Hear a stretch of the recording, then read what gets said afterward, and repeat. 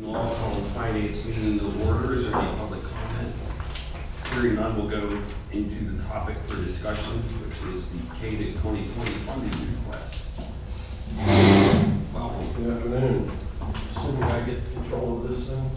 If it doesn't work, just We took the batteries out, just there you go. It worked.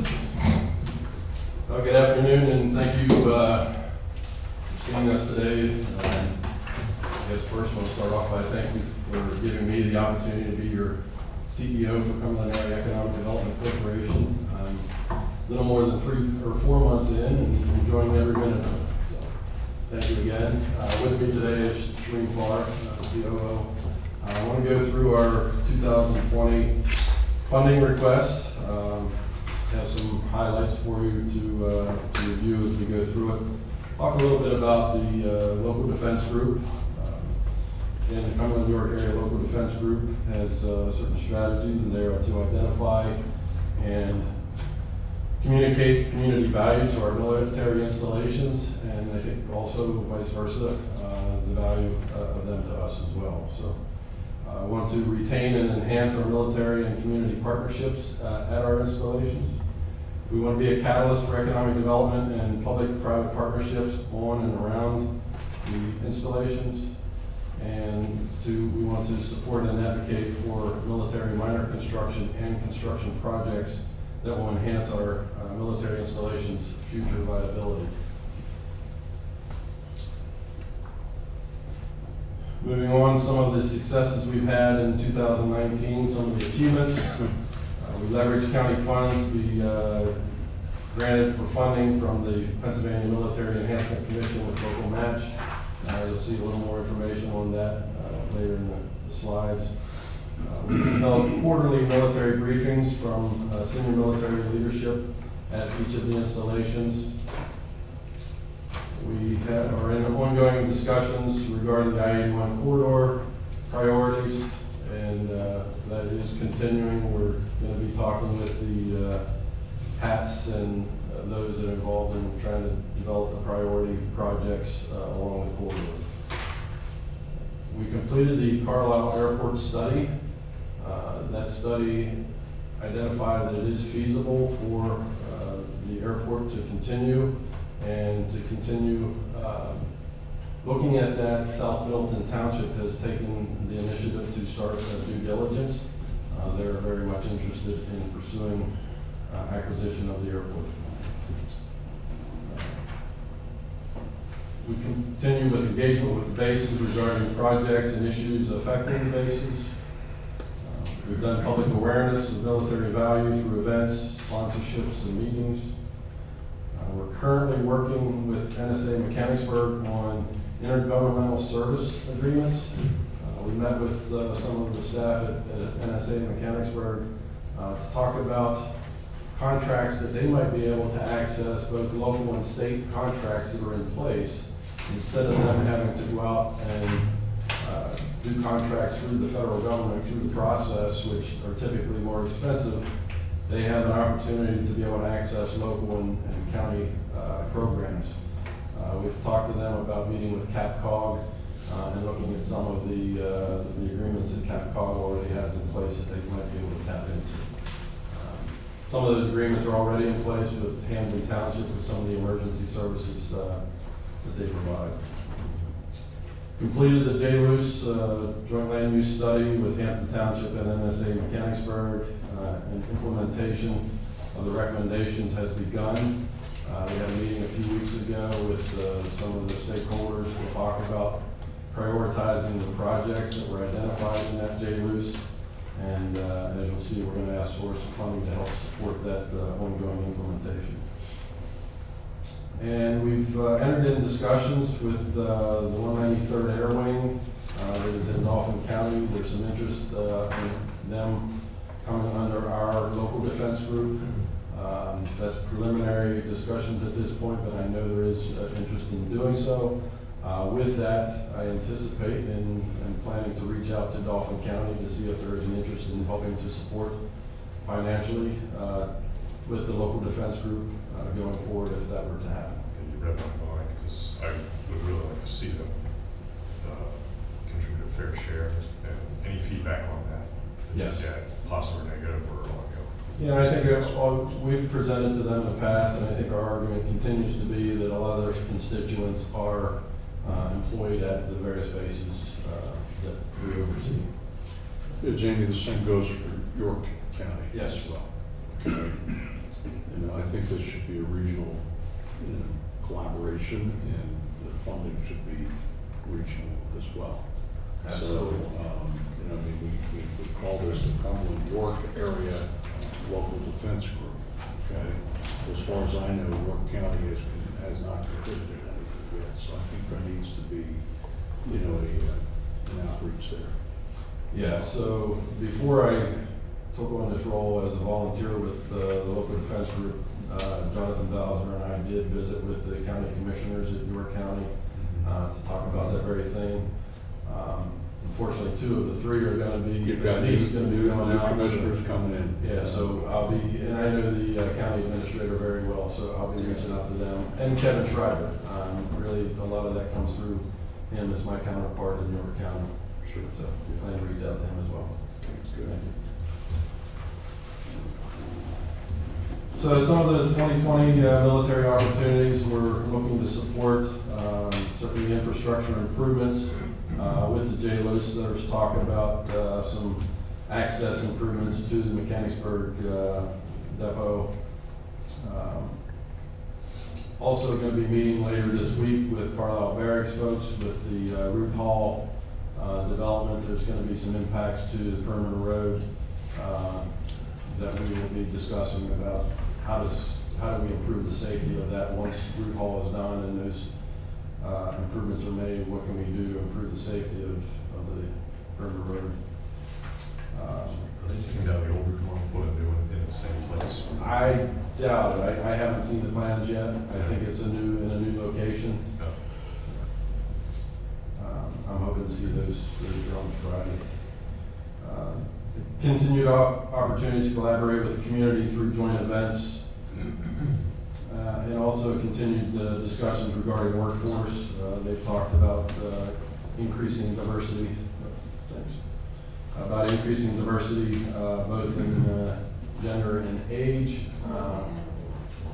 Good deal.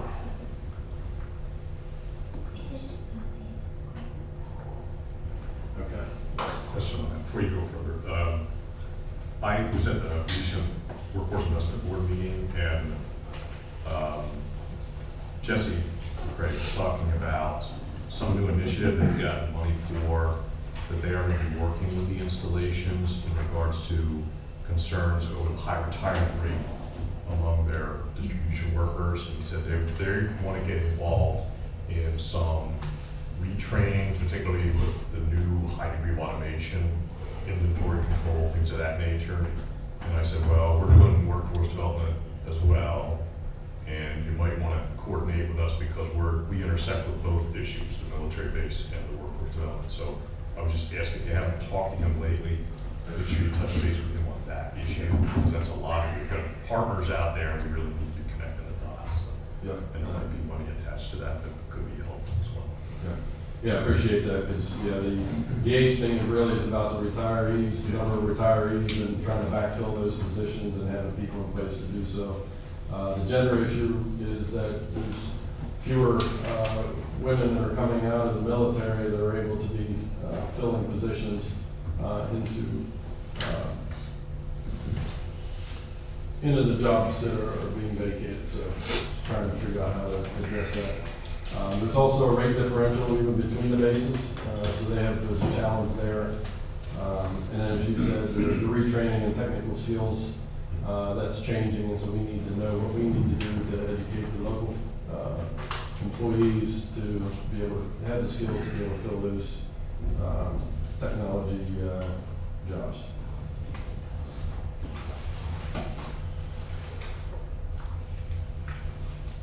So the economic impact, this was from a study of the Pennsylvania Military Community Enhancement Commission, study from July of 2018, and it has changed a whole lot since that date.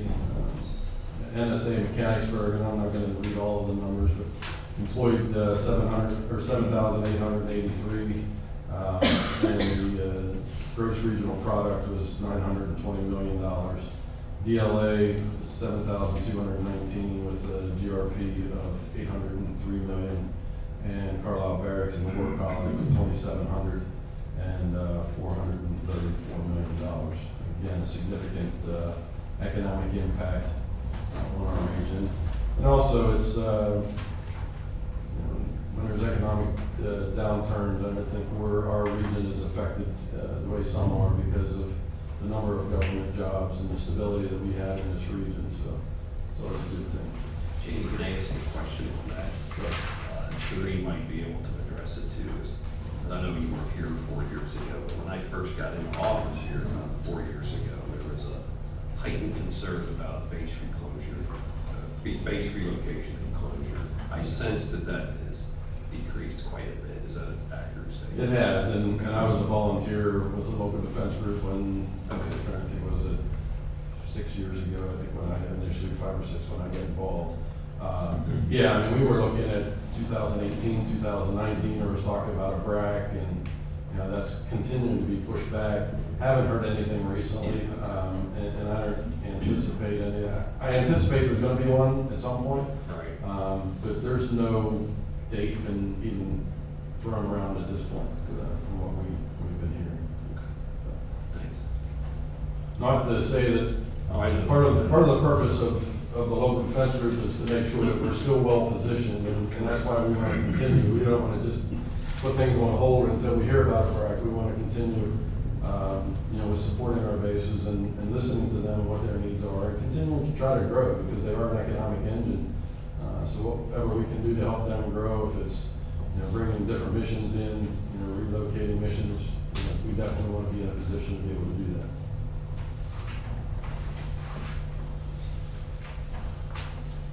So local defense funding to date, the state, they've committed $598,160. We've drawn down 515, and there's still 160 remaining. And the county, we've requested from over the 3-year period, 150,000.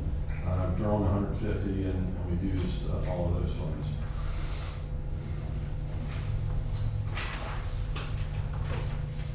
So looking over the funding that we've gotten in the past, we've secured the 83-160. That's been used for military assessment, outreach, workforce and transportation issues, again, supporting some of the studies, the JLU study and so forth. Just an update on item 2. We are going to be speaking with the state. Apparently there's some leftover funds that other local defense groups around the state have not used. We're going to be requesting an additional $40,000 from those funds, and then the $100,000 is actually for the new request that we're going to be putting in.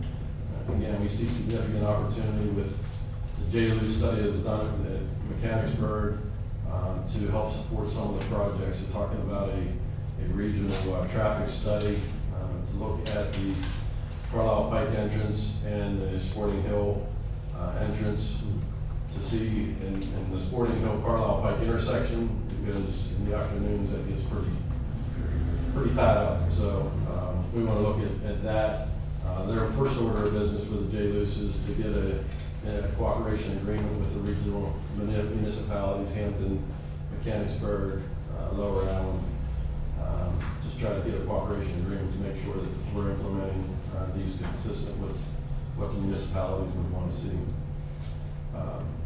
So that $100,000 would go towards continued funding of the outreach that we're doing, assisting with workforce, but then also implementation of the JLUs and transportation and stormwater are the 2 main items that they've talked about. They have some stormwater issues on Trindle, and yeah, they have a big pond right here, so yeah, there's some discussion there as to what we can do to help some of these projects. And then 2020, we'd be requesting, similar to the last 3 years, we'd be requesting $50,000 from the commissioners. Again, it's local defense group administration and support. The NSA, Mechanicsburg, local government collaboration, the IGSA, JLUS, and then continued social and local media campaigns, and business retention and workforce initiatives. Okay, so this should be 2020. Yes, Funding it's actually, caught that and maybe edit on my sheet, but it's sort of the funding status in the 2020 request. So, in terms of administration, for this, Shelby just recently, took another position. Correct. Who's going to be assigned to, administer the? So Laura Poff has always been engaged with it. Shelby was sort of doing the coordination and facilitation of the meetings. We are currently interviewing for Shelby's replacement. Do you So- expect the Shelby's replacement will also be handling this, or is it just going to shift over to Laura, or? Well, we're depending on the qualifications of the new hire. We may be making several shifts of tasks, whether it's the local defense group stuff, whether it's some of our grant and loan processes. So yeah, we're not sure yet who's going to have that, but Laura, I anticipate, because she's been involved from the very beginning, she will be involved. And since I've been a volunteer for several years, I will, as a CEO, continue to be involved. But I anticipate there will be a new person who will help me coordinating and planning the events and the communications.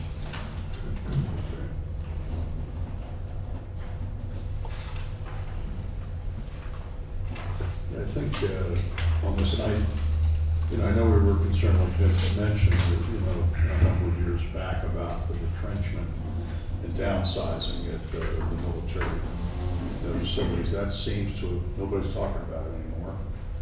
And maybe we shouldn't talk about it because, hopefully it won't happen. But the idea of this, as I recall, was to position our installations, to be, as they downsize and consolidate, that we would be in a position to maybe expand. And that was the idea, not just because of our relatively low cost of living and the other major reasons as to why this is a good area to enhance our military installations. And, so I think that, as long as the focus, I think, needs to be on that, and I think it sounds like we're heading in the right direction. So that when they, at some point, downsize somewhere else, maybe they can consolidate and relocate here. Yes. Because of the our location, the cost of living, the other assets of Cumberland County. So I think that's what we, who knows what's going to happen. I don't expect anything's going to happen relative to looking at any base closures until after next year. I mean, that would be my guess, and then who knows when, but if at all. Yeah, I don't think there would be an announcement coming out for a couple of years. There would be some discussion already started, but I don't anticipate anything for a few years. From the War College perspective, I think that was the big scare some years ago, was that the War College was most at risk. Yeah. And I think with the recent discovery that Root Hall is going to be rebuilt, that's a very positive sign. Yeah, why would you rebuild that? Exactly. And whatever, if you weren't going to stay here. Exactly, and I think some of us were invited to a meeting where the military was looking at reducing the medical services that the installations provide. They were looking at kind of shrinking the medical service providers here to other places, or just not providing our service members with those services. And we were involved in those dialogues, and I think what this process has done, what this initiative has done, is created this open dialogue between community and what's behind the gates. Oh, yeah. That 4 years ago, that dialogue would not have occurred. And that also both went away, Yeah. because I think there was a sense that there was too much local support for, protecting what we have. So you're right, part of it's protection, and part of it also is providing that expansion opportunity. Yeah. We can absorb other shrinkages. Yeah, we've been doing several studies over the past few years, and I think, again, trying to get into implementation of those studies to position those bases to, again, traffic's an issue outside of Mechanicsburg. I know truck turning movements in New Cumberland was an issue for a while. There's some improvements that were made there. So just having us continue to be on top of a lot of the topics and, be support when they call us, I think it's been very beneficial. Yeah, I would just say, I think it would be great if we can bring Dauphin County and York County into this to help support the effort. I just think that would be very important as we move to the future, so that we're not the only ones, financing this effort.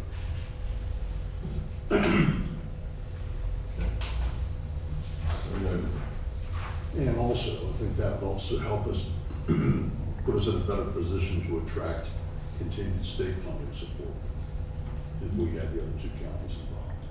Yeah, and that's where I think that 193rd, if we bring that in, I think it's just an opportunity for us to say, hey, Dauphin County, we got one of your bases, help us continue to fund it. There's some pretty significant capital needs for the 193rd. The original buildings basically falling down, they moved them across to, I think, one of the old hangars. Are they looking to invest in that in any way as a way of, here we are trying to do all this infrastructure, very high intensity capital improvements, and they're 193rd basically working out of, Yeah, so we had a briefing about their operation, or several of us went over and got to take a tour. And to be honest with you, they're not as much worried about their buildings as they are about their airplanes. They have several airplanes that they have available to them, but they don't have the equipment to be able to outfit them. I think 3 of the 7 are outfitted, 3 of 6 or 3 of 7. It's pretty amazing what they do. It's pretty top secret, but just what they do to help our military around the world is pretty significant. Last I knew, they had 4 C-130s on base. So are you saying they have access to other? I think they have access to others that they can outfit. Yes. So, I know they've been working with Congressman Perry on. Okay, well, he's the right person to look for. The DoD has also just announced they're going to do another major upgrade to the 130s.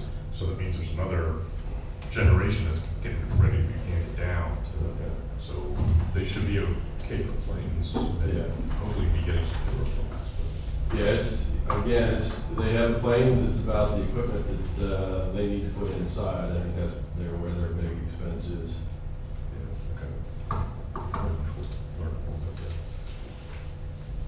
Any more questions on local defense group? Okay. So we'll move on to workforce development. So the county and Kate's have some mutual workforce development goals. They're to collaborate with all workforce development providers in the region. Gary, Mr. Reichenberger, as you said, the WIB and others we collaborate with. We want to provide a pipeline of highly skilled, family-sustaining jobs in the following fields. These fields were identified as the primary skills gaps in a study a couple of years ago. They're heavy equipment operator, advanced manufacturing, and healthcare. And we have made significant advancements in all 3 of those, and I'll talk a little bit about them later. I want to identify current occupations with workforce needs and develop programs to address the needs. I want to retain existing businesses in the region that have a workforce deficiency. And we want to attract and expand businesses in the county based on having a quality, skilled workforce. And we've been collaborating with our educational institutions to do so. A little snapshot of Cumberland County workforce. This is in a comparison. Pennsylvania's unemployment rate is about 4%. Cumberland County with approximately 124,000 employees. Unemployment rate is about 3.2%. Our median household income is at $65,544 versus 2016 number of 62,000, which represents about a 4.64% growth over that period. The U.S. median household income is 60,000, about 5,000 less than our average. In our educational attainment, we're at 93.4% high school graduates or higher, and the 37.6% bachelor degree or higher.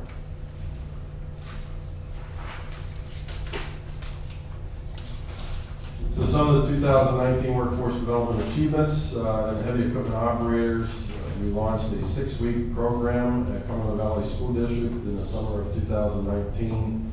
I don't know if you were there, but it was pretty exciting to see a couple of the young men that were involved in the program running the simulator that Volvo had donated for the program, and to see local contractors there talking about, one of the gentlemen said, these kids don't understand. It's like James Franklin going to a high school football game, looking at some of the best recruits. The kids that were there as part of this program are going to be very valuable to our local excavation contractors in the years to come.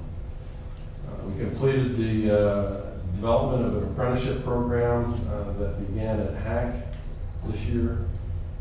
And there are programs available, or these programs are available to all the school districts and to the vocational schools. And in addition to the heavy equipment operators, they can also pursue their CDL licensing. Second is the advanced manufacturing and pre-engineering, completed a program that began in the fall 2019 at Cumberland Valley School District. Completed dual enrollment with Cumberland Valley School District, HAC, and Shippensburg University. I know the intent is to expand that beyond Cumberland Valley into the other school districts around the county. And the nice thing about this, and when I was in the Poconos as part of their WIB, there was a 2+2+2 program where I spent 2 years in the vocational school, 2 years in getting an associate degree if you wanted to, and then you could go to a 4-year program and get a bachelor degree. A very similar program that we're putting in place. Also started the mechatronics robotics program at Cumberland Perry Tech. That started in 2019, and there's a waiting list to get into that program. Again, the high-tech skills that we need in our employees is going to be at least partially addressed through that program. In the healthcare and advanced nursing, over the past several years or several months, there's been a subcommittee on healthcare working on the skills gap needs. They're going to look at current and future job needs, trying to understand what those future occupations are going to be to address future healthcare, not just where we're at today. We held last 2 weeks ago, I think it was now, we held a workforce event that allowed Katie to showcase the collaboration between healthcare and higher education institutions.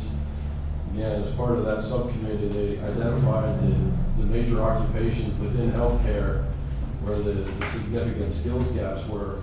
They thought it was interesting to note that cybersecurity in healthcare was one of the highest, and that they're dealing with HIPAA issues and trying to secure patient information. So that's going to be addressed as one of the educational programs.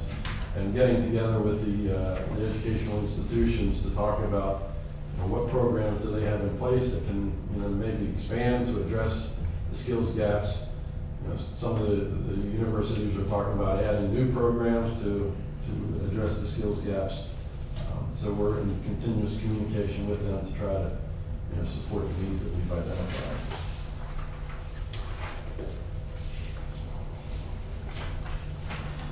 So for the 2020 workforce funding request, we would again be requesting $50,000. That's That's been similar request in the past. And that will be to increase awareness of our programs, opportunities, and partnerships through earned and social media. Want to continue to monitor healthcare trends, looking at the current and future jobs with Geisinger, Highmark, UPMC, Health, WellSpan, Penn State Health, and also our senior living centers, home care facilities, again, trying to address all the needs that are in our healthcare system. I want to continue to lead discussion on the need for a training facility on the West Shore, and that would be shared by our educational and our healthcare partners. Hershey has a training center, Lancaster General Hospital has a training center. We have some folks that toured both of those facilities. Some of the issues we're having is that a lot of people can't get their training in the medical centers if they're not an educational institution, so they need to do it outside because of HIPAA issues. So they need to do it in an outside training facility. So that's. So we can fill that gap for them as well. We could fill that gap for them as well. So that's why we're sort of looking at it as a regional facility. And again, we could go into the high tech, the robotics side of it as well. So. All right. We also want to look at holding a countywide workforce summit to engage in discussion regarding a workforce clearinghouse to be administered through CADIC. One of the things that I noticed when I came on board and having been on a workforce investment board in the Poconos, just the number of organizations that are addressing the hot topic right now, which is workforce. We have the WIB, we have our PrEP and engaged organizations that we're involved with. CADIC is doing it, and again, we have limited resources, so we've identified the three primary occupations. Some of the local chambers are already talking about how do they help their members in fulfilling the skills gaps that they have. So we'd like to bring all those individuals together, maybe have a round table. Maybe it's even bigger than round table. I'm thinking it has to be a summit because of the number of people involved in workforce right now, to have a better understanding of across the board, who's doing what to address our workforce needs, not just now, but in years to come. Educational institutions would be part of that, so they can help understand where the needs are. But I think to better facilitate and more efficiently use the dollars that we're putting into workforce from the state to down to the local level. A significant part of this year's state budget also included funding for workforce development. So I would hope with whatever we're doing, we would be coordinating, with whatever the state has provided in the budget, because hopefully we can attract some of that funding to support what we're doing. Yeah, so I'll try to address it. Maybe Shereen can step in, but one of the groups that I think it was my first week sat on was our PrEP, which is a regional employment group, and the state looks to us to go out and do business calls to identify, talk to our companies to identify where are the workforce needs, what can we do to help, and then if we identify that there is a need, try to refer them to various partners, agencies around the county to get that need addressed. They've actually reached out to us and asked us if we could take on more of those calls because they got more money to be able to address it. So we could do more of those calls, and we get reimbursed for when we make the call, when we document the information, and so forth. So, Shereen, do you want to? This program, this is probably we're about to go into our third year. First year was a kind of a sloppy pilot for the first 6 months. We're starting to get some sophistication, and I think ultimately the information that's being gathered in the field by the economic development agencies and business scholars is going into this big database that the state is managing. They're actually looking at the data, and when they're seeing trends, their intention is to develop programs that will then be coming back through the web, career links, and or state funding products. So this new set of the big funding that's mostly going to be directed through the K-12 for awareness on career track and pathways, career education starting with children that are young and not just about to graduate from high school. that's a result of the state and the governor being influenced by the data that's been collected, which is that we have a problem in our K-12 system where children aren't being exposed to career pathways and look at the best way that will have them be career ready, with or without higher ed degrees. So, you know, I'm happy that the state's, we're finally in the game, we're all in the game. And I do believe that the state is better positioned now to create programs that can be effective to be pushed down from them, rather than lots of groups trying to do their own problem solving. One cautionary note on this though is, you know, I think we've established something of a pace setter posture on this issue. We've been on this for years. It's become the bandwagon issue. So a lot of people are coming in, states start putting money on the table. So you got a lot of people coming in who want a piece of that money who maybe aren't that interested in working with other organizations. I can think of one off the top of my head, but we'll keep that off the web for now. But there's going to be a lot of players vying for these dollars who have less experience and less knowledge on this issue than we do.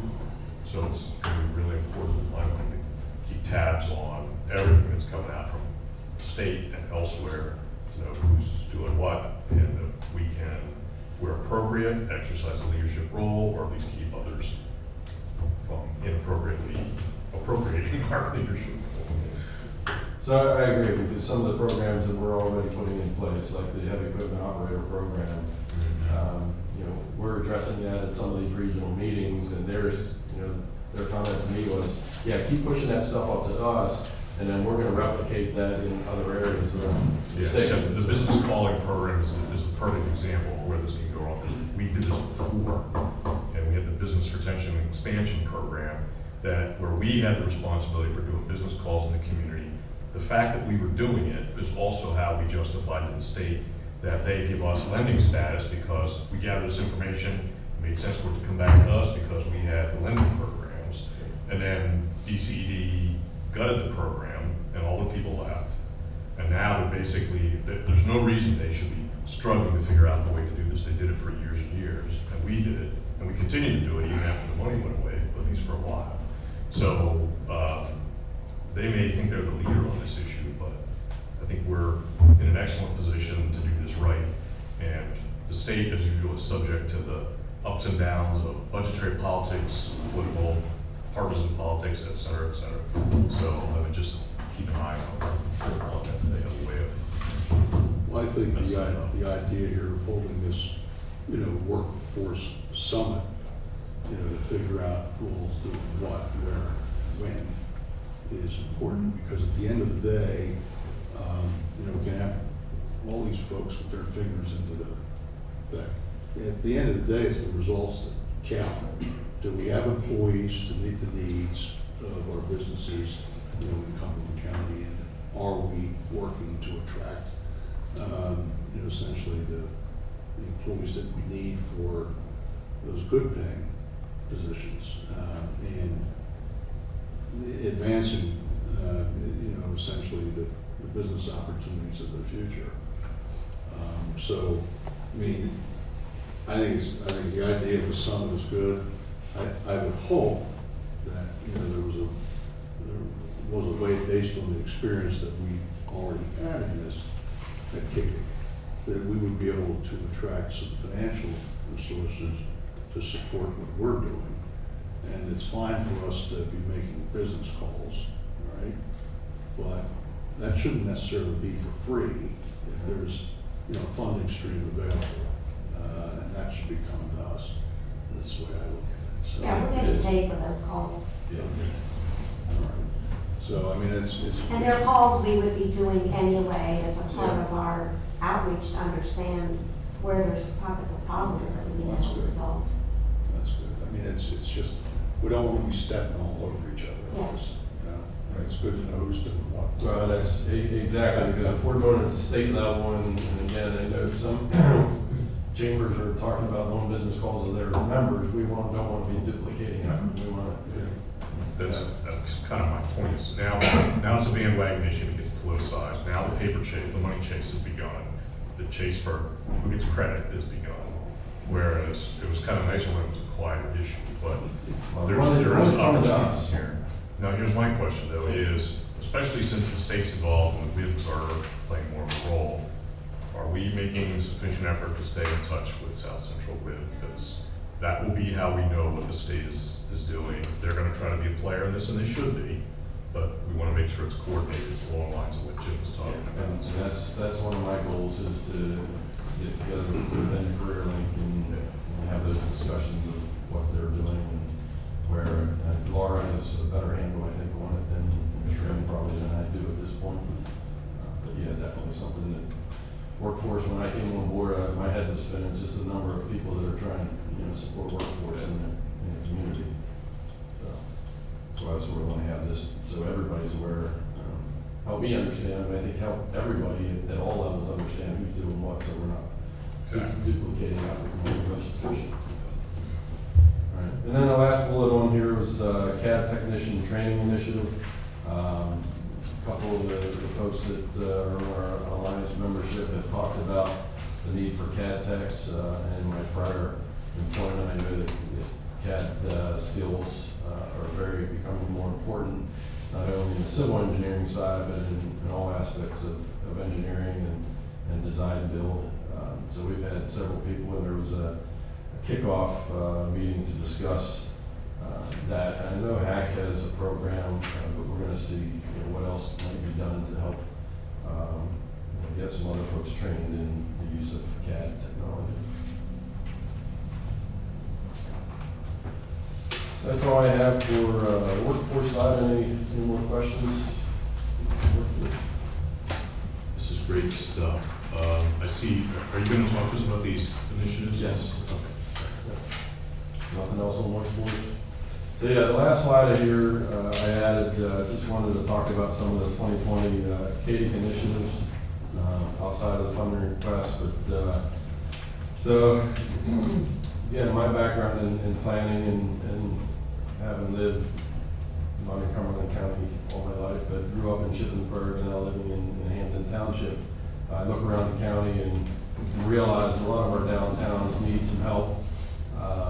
They really are the lifeblood of the community, and I think we're fortunate here in Carlisle that there's been significant improvement. But there are a lot of communities around the county that are either needing help or in the process of trying to do some revitalization. But we've been engaged with some of them. We sort of started collaboration with Kurt Stoner at Cumberland County Planning, Tim Whalen at the Redevelopment Authority. We have a monthly meeting where we get together to talk about what's happening in the downtowns. And we're starting to put together a program. I don't know that it'll be a formal program, but just to get all the tools in the toolbox. CADIC has access to certain funding streams and grant and loan programs. The Redevelopment Authority has access to some. The county has access to some. Technical capabilities, again, I'm a certified planner by trade. I've been working in communities for years. Mason McClellan on our staff he's a planner by education.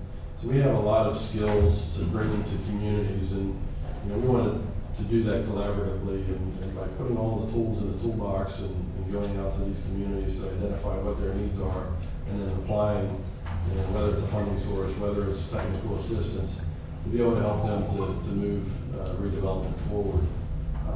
So that's one of the big initiatives we've been working on since I've got on board, and even before. Valerie's been, Copenhagen from our office, has been working in some of the downtowns, trying to help them with tourism product and making sure that they're advancing some of the projects. The other one is blight. We may not think we have a lot of blight around Cumberland County, but there is some. To date, I think the county planning office has received over 100 properties from various municipalities around the county. We're going to document where those are, try to identify where there is a critical mass, and see if there's an opportunity through, again, the Redevelopment Authority has received a grant which needs a match, which we're still trying to work on, and going to be presenting an option here in the near future. sort of go in and acquire those blighted properties, demo them if they need to be demoed, rehab them if they can be rehabbed. Why I'm talking about is Katie with REC might be involved in the redevelopment of them if there's a group of them that maybe it's a non-residential site that would be a prime opportunity for REC to engage in, help get it cleaned up and a redevelopment position for getting back on the tax rolls. We want to do that. Again, some of these are in downtowns, which affects the whole block, not just that property, but when you have blight, it affects the whole block. You're talking just commercial at this point?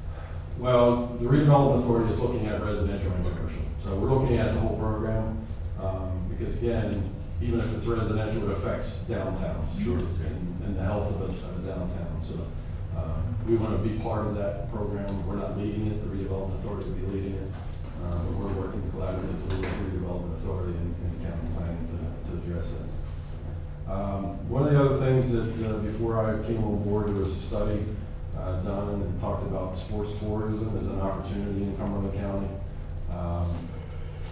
I've been thinking about that since even before I came on board. I was at the presentation that was done when it was talked about a couple of years ago. But we're initiating, trying to implement what that study said, which was to look at a multi-use sports complex in the county. Very initial stages of that, trying to identify exactly what those fields might look like, what else might be involved with the sports complex. Just want to let you know that that's on our radar, and we're starting to have discussions and move that forward. And then the real estate development, the REC, we have 3 properties we currently own. Domestic Castings in Shippensburg, Tyco site here in Carlisle, and Lemoyne Middle School. Lemoyne, as you may have seen, the Maori is looking at redeveloping the Lemoyne Middle School. A couple weeks ago, we received variances for parking and I think it was lot coverage or density. And so that's moving forward, and we anticipate that that's going to be redeveloped into residential apartments and a commercial component. So they're supposed to be submitting land development, they said by the end of the year, but it may extend into January. So there's still a commercial component? It's presented as a commercial component as part of it, yes. So we're hoping that is maintained. Tyco, we've engaged discussions with a potential user at the Tyco site. That is just, again, it's in its infancy, and we're trying to advance that. We're taking a look at the pro forma to see what we might do to be able to make that work. It's in an opportunity zone, so there hasn't been a whole lot of projects. I was at the PETA conference last week, and not a person was able to raise their hand that they're involved in an opportunity zone project. So we're hoping that we could get engaged in one of the first ones that people are aware of. So trying to advance that. And then domestic castings, that is very near to, we'll finalize an agreement with Shippensburg University Foundation as to how that's going to proceed, but we should be hopefully within the next few weeks be engaged there with an agreement to go forward. So, I think again, money that you've invested in Katie, again, I've only been on for a little over 4 months, but I think it's been well invested. I think we're doing a lot of good things from a workforce standpoint, and again, the local defense group. Again, it was refreshing to hear that Root Hall was going to be rebuilt. It's sort of, I think when everybody heard that, it was a little bit of a relief, because that was the one scary component, the War College. If we were to lose that, I think it would be a significant impact. But that's a credit to our region, to our community, that the quality of life here is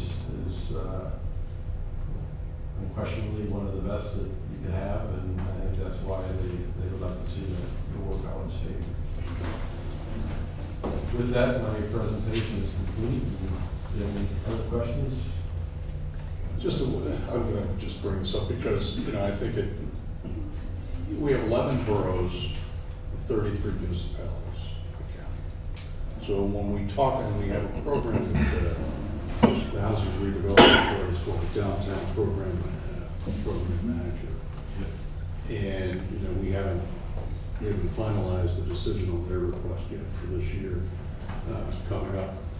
But I think that, you know, one of the things we need to look at is, you talk about blight, you talk about revitalization. I think we're talking about, you know, what we should see as a countywide effort, CADIC and with the housing and also the redevelopment authority, is to, you know, along the lines of business center revitalization, right? You know, we've got a lot of shopping malls in this county, and some of them have a lot of empty storefronts. Then we have places like West Fairview. It's a lot of work in terms of revitalization. And I know that CADIC was involved in that. There was a study done. We brought the Urban Land Institute in. So I guess I'm having a problem with downtown, you know, because it should be Town center? 33, you know, municipalities where there's a, you know, a business center that needs revitalization. You know, I appreciate what we've done here in Carlisle, what we're doing in some of the other boroughs. But, you know, serving the needs for, you know, we gotta, as they say, we gotta tend to the garden, you know? Because if we allow any area to deteriorate, that just breeds further decay. So it shouldn't necessarily just be focused in our downtowns. It needs to be, you know, countywide. It's not. We use the term downtown loosely. This doesn't just represent the boroughs. Okay. We have a list of areas that are important to us, that we know have issues, that we believe between our agencies, working collaboratively, we can pay attention to. Yeah. Things like Hopestown, Reading my mind. okay, so, Hopestown, we know a lot. Enola, Right? You got a Well, lot and of. West Fairview is on the list. Yeah. So it's, Even Hampton, you're home, you know, Hampton Township, Hampton doesn't want to be the big pipe thing, they want to be, you know, more towny, so Yeah. that's the reverse, you know, and so it's, those communities are on our radar. Yeah. Well, I mean, that was a couple of weeks ago, I read in the newspaper where they want to tear down the Park Inn and put a mall in there, a retail, you know, center. And I'm thinking, we've got all kinds of empty storefronts, you know, all over the county. And, you know, I think we should be trying to do what we can to incentivize the reuse of things that are, you know, vacant and available. And, you know, to me, that, you know, that we should be trying to do that. Now, I've been talking about that since I got elected, okay, 8 years ago. I think what I'm concerned about with the downtown programs, we have one person, you know, essentially handling, you know, certain initiatives, and one person can only do so much.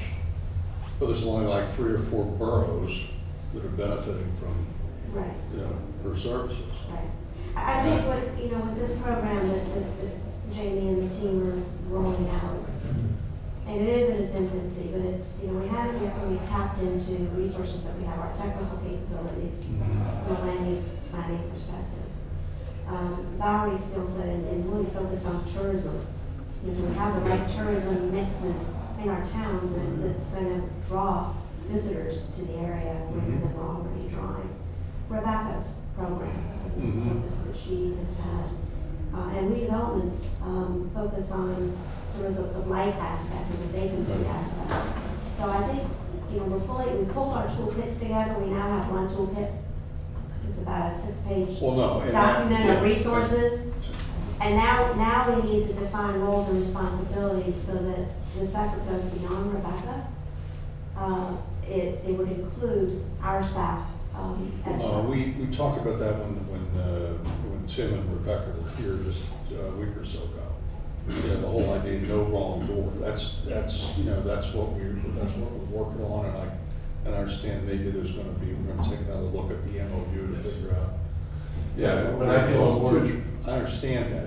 I'm just saying that maybe this should be brought into, you know, just, I don't want to use the word blight, but, you know, commercial or just, you know, revitalization.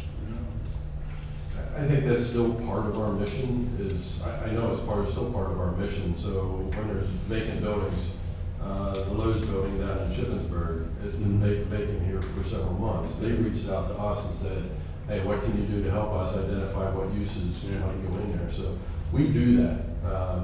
Same thing on some of the big box stores that go shuttered. You know, some of, again, my background in certified planning, I was at the state planning conference last week as well, right before the PETA conference.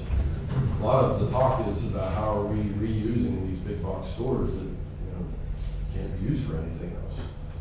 You know, there's people using them for indoor storage now.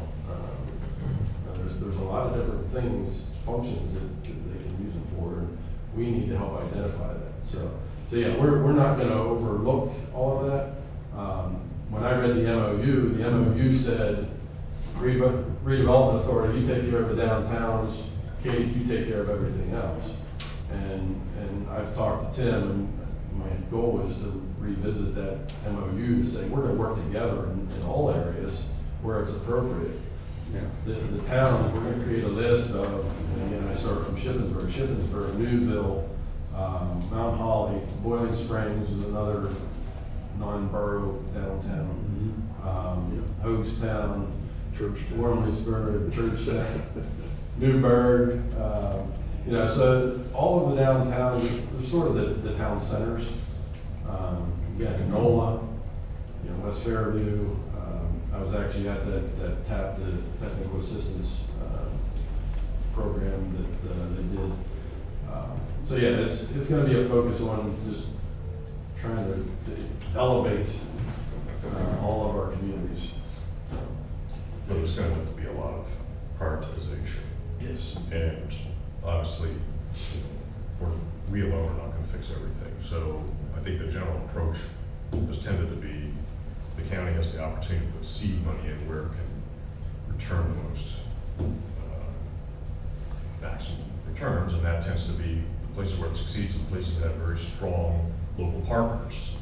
So some communities have them, some don't. Obviously, you want to start with the ones that do, your chances of success are greatest there. So, but we've got this visioning initiative that's coming up.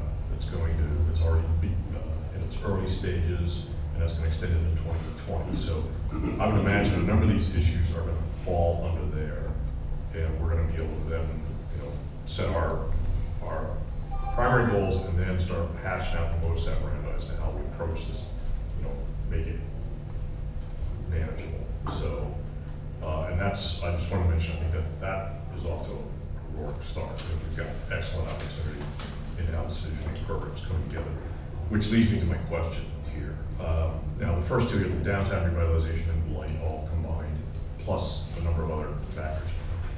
These seem to be, I think these have really kind of hit our radar originally because of the high degree of attention they got through the adoption of the last comprehensive plan.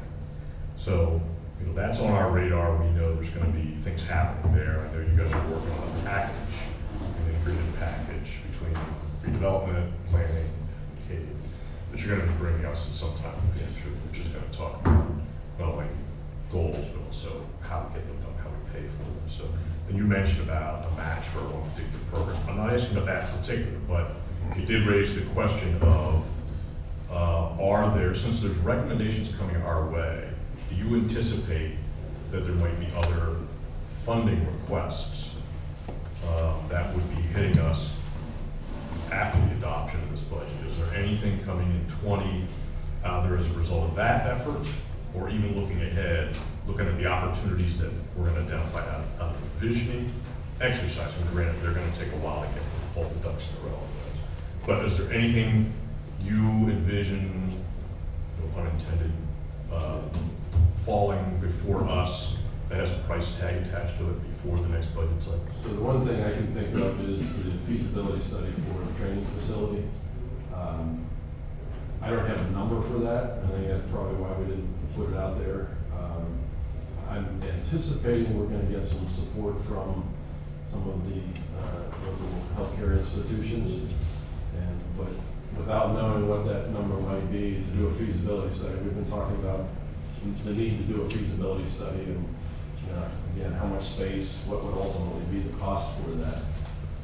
But I'm not sure exactly what that cost would be for the feasibility study. So my goal, again, would be to, if it's to the benefit of these healthcare institutions, that we would hopefully get them to put some skin in the game.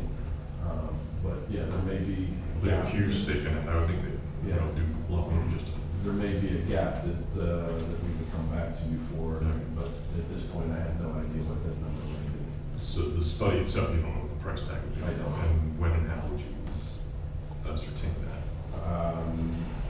Supposedly there's somebody that we have contact that we need to reach out to. I just heard that last week. That we're supposed to be reaching out to try to get them on board to give us a proposal. So once you have a number, then you begin soliciting the sponsorship? Yes. I would anticipate that the Penn State Health's potential acquisition of Geisinger could have an impact on your discussions along these lines. Because Penn State Health is a teaching hospital already, right? Yes. We're bumping up against another meeting, folks. Does the staff have any comments? Does anyone have any comments? This is very good. Good work. Jamie and Shereen, thank you for providing this. Is it the pleasure of the board to take any action on the requests?